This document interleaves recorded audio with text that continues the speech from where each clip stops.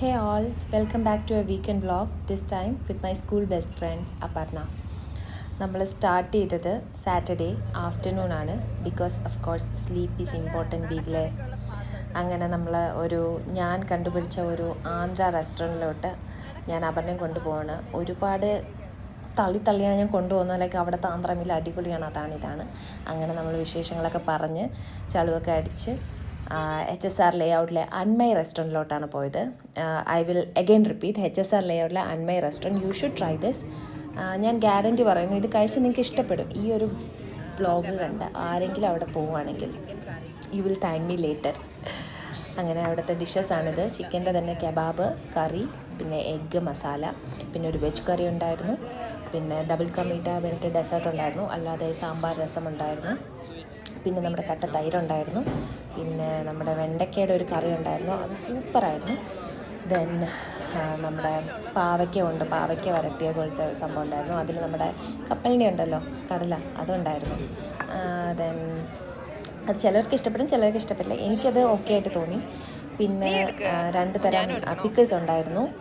അത് ഒന്ന് വന്നിട്ട് സ്പിനാച്ചിൻ്റെ, മറ്റത് വന്നിട്ട് സാധാ മാംഗോ പിക്കിളും, രണ്ടും അടിപൊളിയായിരുന്നു. പിന്നെ സൈഡ് അപ്പളം ഉണ്ടായിരുന്നു. പിന്നെ നമ്മൾ വഞ്ചിരം ഫിഷ് ഫ്രൈ വാങ്ങി. പിന്നെ പൊടിയും ഗീയും കൂടെ ആയപ്പം super top, 10 on 10 for that meal.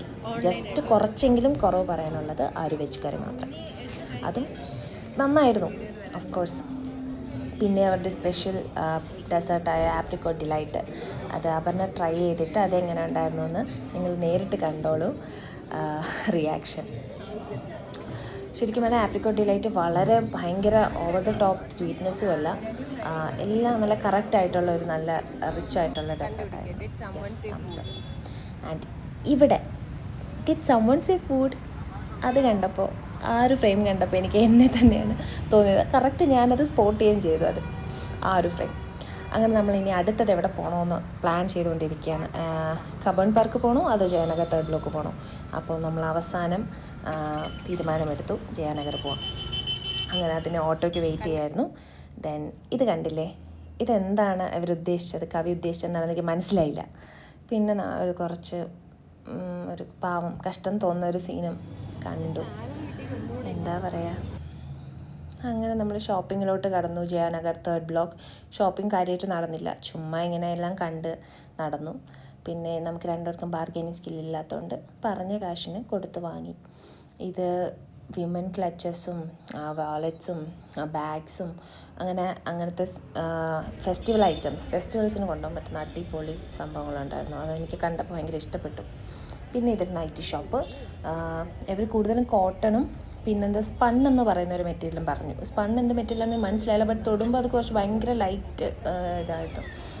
ഇതും ഇങ്ങനെ പല പല കടകളുണ്ടല്ലോ ജയനഗറിൽ, അതങ്ങനെ നൈറ്റിക്ക് വേണ്ടി മാത്രമുള്ള ഒരു സ്റ്റോളായിരുന്നു ഇത്.